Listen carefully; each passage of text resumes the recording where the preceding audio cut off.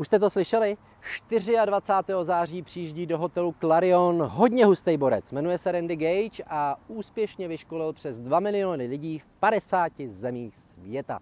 Konečně si našel udělat čas na Prahu, my jsme za to moc rádi a já vám dám hned 3 důvody, proč byste 24. září měli sedět na jeho školení v Clarionu a být za to rádi. Důvod číslo 1, nedaří se vám.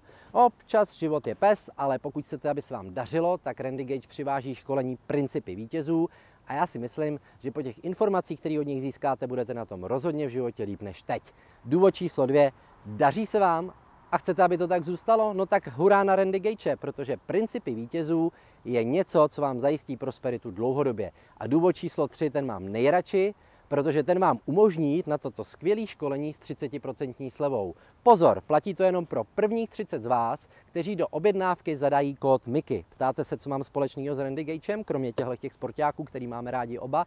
Já tu akci budu totiž moderovat, takže těším se na vás, jak já, tak Randy Gage, a já doufám, že budete mít to štěstí a budete rychlí a mezi těma 30 lidma, co mají 30% slevu, budete právě vy. Na viděnou 24. září v Clarionu.